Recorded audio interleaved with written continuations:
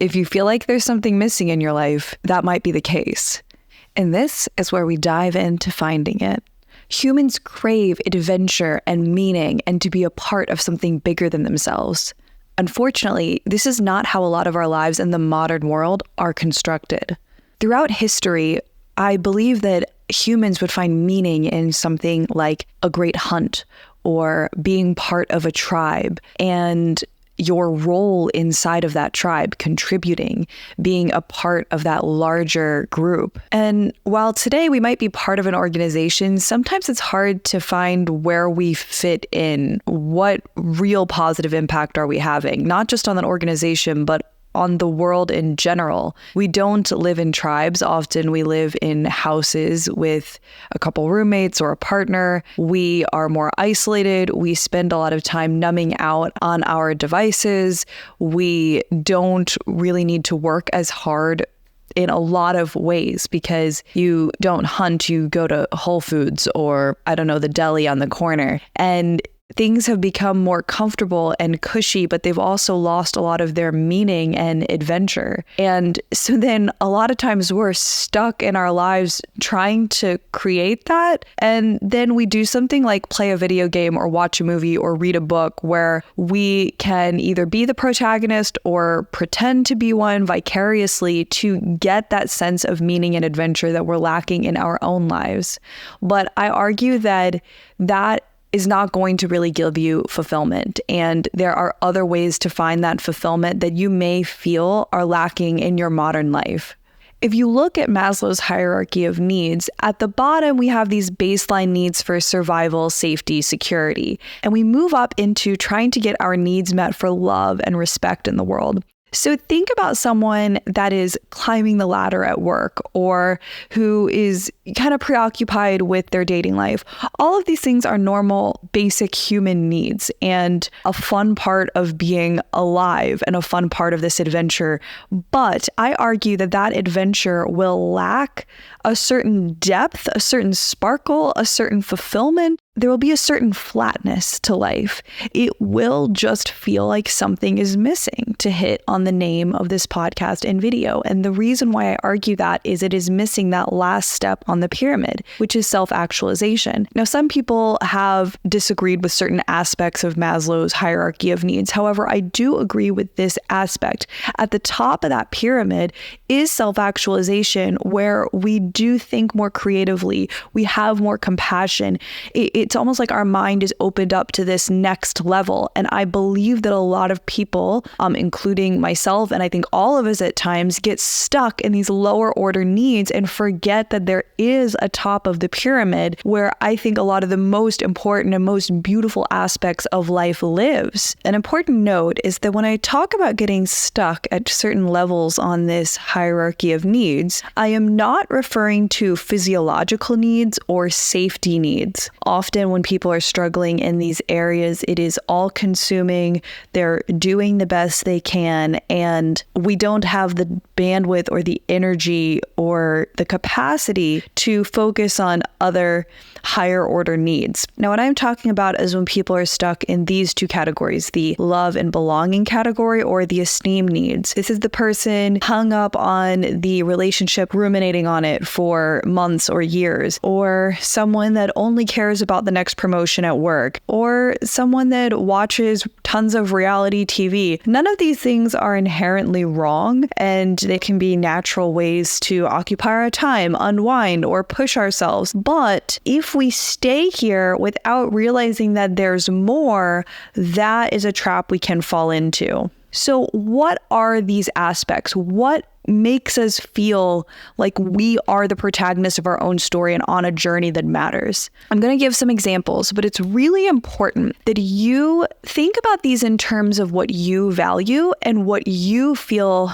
will give your life that extra depth and meaning versus what you feel like you're expected to do by society. And I'll illustrate that point a little bit more clear through the examples. So for instance, for one person, having a family could give them tremendous amounts of meaning, and it could be how they feel they're a part of something larger than themselves because they're passing on knowledge and love and shaping the next generation. And when they're all cuddled up by the fire reading books at night, they just feel completely connected to everything around them. And that makes life feel full.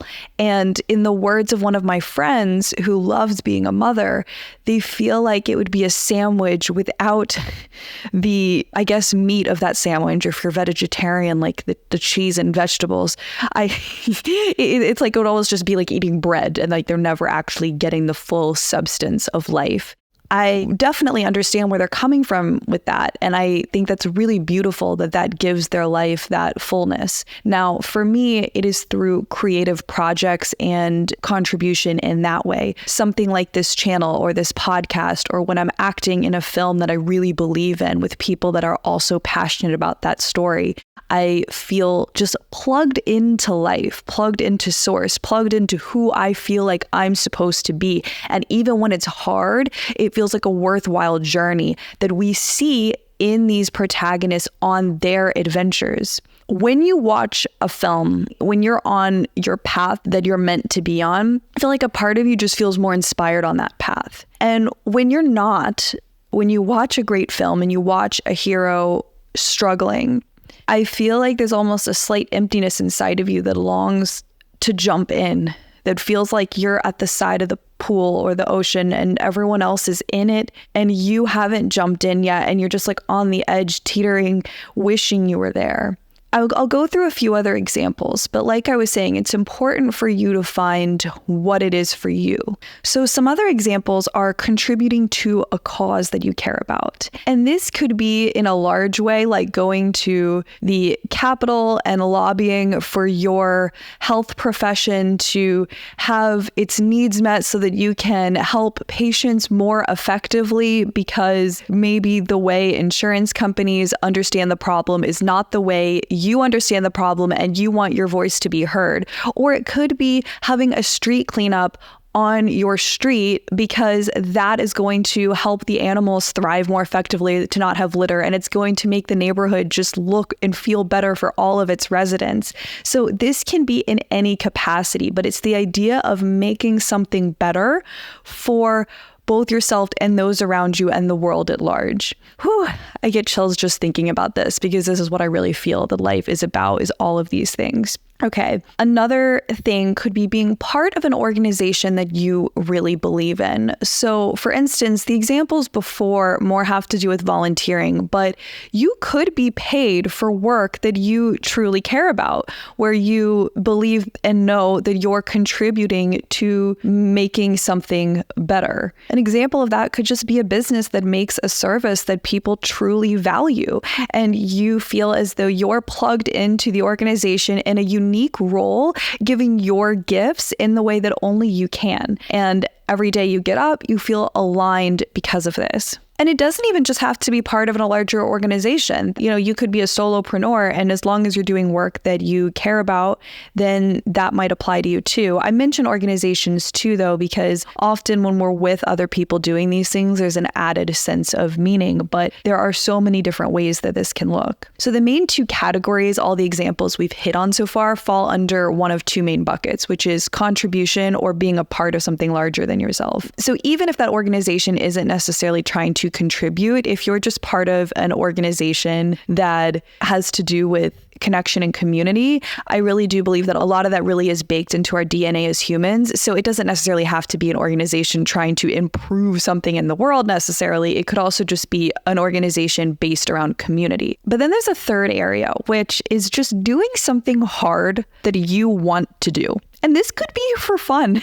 Think about marathon runners. I admire them so much. It is not a quest I feel called to embark on, but I love seeing the New York City Marathon, as do I think most New Yorkers, unless their plans are super derailed transportation-wise. But most New Yorkers love seeing it because of how much passion there is. Or it could be learning how to craft a chair or a table with woodworking. And that was something hard that you just wanted to do. as a quest, as an adventure. I've heard other people use the word quest, and to me, it just means embarking, setting out for something. And generally, it has some struggles associated with it. I believe that we are wired to overcome difficult things. That is why a lot of these stories that I keep referencing, basically all stories follow the hero's journey format. You can look up Joseph Campbell and read about that. Why would all stories have to do with feeling called towards something, feeling nervous about it, overcoming that, embarking on it, facing challenges, getting stronger, facing a huge challenge that you don't know if you can do, and it looks very bleak at a certain point, but then you do overcome it, and then you return and you're a different person afterwards for it, for the struggle, and for that adventure that you went on. Why would all stories follow that format if we were not meant to as well? It doesn't have to be all the examples that I listed before. So James Altucher, he uses quest, I think, a little differently than me. He has a pretty particular definition for it. And I was using that word before I knew that. I mean, it's a word. A lot of us use it, right? But I think that he sets out on different quests for himself, whether it is to get to a certain level at playing chess again in his 50s and how his mind might feel different than when he was playing in his 20s or 30s or even younger. If there is something that you have just been itching to do, just for the sake of doing it, it doesn't necessarily have to improve the world in some grand way. That would also count, because I think that that is another aspect that gives it a lot of meaning. It's just doing something that we're going to face difficulties in the undertaking of, and then we do it anyway. And this can sound like a more difficult way to live, but I argue that it actually has a lot more peace, because when we're avoiding the things that we feel called to do, there's a certain amount of agitation that comes from it. And I think that problems spring up and bubble up in our lives in place of them. In place of this quest, we get called on tiny other ones. And even inconveniences don't feel as bad when you are on your path, because they're just another thing to overcome, but it has more meaning associated with it. Another distinction here is I am not arguing that you should do these things because society values them, because it will look more impressive, because you will inherently be some sort of better person. I'm actually arguing that you should either contribute to a cause, be a part of something larger than yourself, do something hard, find an adventure. These things that you can find meaning in, I'm arguing that your life will be better for it. And that thing that you feel like was missing will show up, and you will feel more alive than you've ever felt before. So while you might want to make some sort of positive contribution, you're also doing this for you. So what's next? How do we make this actionable? You've probably already been bouncing around some ideas in your mind, but if you feel a little bit stuck, here are a few things you can journal on. What is something that you've been running from? What is something that you've been pursuing but half-heartedly? What is something that you said you would do when you found the time? Or are you already on the path and you can just add an extra layer of meaning to it? A mechanic that fixes people's cars might find more meaning in their work than a renowned surgeon. It all depends on your perspective and how you see it. I have a good friend that always talks about finding meaning and purpose in your work rather than looking for it. And I think we hear a lot of people talk about this, and this is where that comes in. So I'm not necessarily advocating that you have to turn your life upside down. You might actually already be on a path that is right for you, or have aspects of the path that is right for you. And then finding meaning in it can be helpful. And lastly, this isn't something that happens fast or needs to be fast. What matters most is that you're on the journey, one step at a time. And there might be seasons when you're not in a journey at all. Sometimes Bilbo Baggins is fighting dragons, and sometimes he's having his third breakfast in his hobbit hole, waiting for the next one. Coming in with a PS at the end. I wanted to note that this video is not a how to get self-actualized video. I brought up self-actualization in the beginning because it's kind of cyclical. As you do a lot of these things that I mentioned, these different ways to seek adventure, to seek meaning, to challenge yourself, to seek community, all of these things, often that does help push us towards self-actualization. Because, for instance, as you contribute to a cause, that increases compassion, which is a trait of self-actualized individuals. It's often pretty cyclical. A lot of the things that self-actualized individuals have, if you cultivate those traits within yourself, you will become more self-actualized. However, there are other paths to get to self-actualization. This was not meant to be a how to become self-actualized video. The reason why I was mentioning self-actualization in general is just because often we do get stuck in these certain needs that miss the bigger picture, that miss a lot of these aspects of life that really are a lot of what make life worth living. Now, other paths to get there could be journaling, therapy, meditation, working on different stories you're telling yourself or, incorrect beliefs. There's so many ways to work on our healing that can also move us towards self-actualization. And that is a journey and an undertaking in and of itself. So that's sort of more of a macro journey. And these were more micro quests or journeys within that just help develop us as humans, but will also give us more meaning and fulfillment. So this video was more on how to find certain meaning and fulfillment. And if you feel like something's missing in your life, how to fill that void in a more constructive ways rather than, vices or other things. But in the future, we can also talk more about how to work towards self-actualization, which of course we're all working towards. It's not a static thing. You don't just get there and then you're there. You might have times that you're there and then we move back down the pyramid. It's always evolving. And again, there's limitations to that framework in general. But I do think it's a worthwhile concept.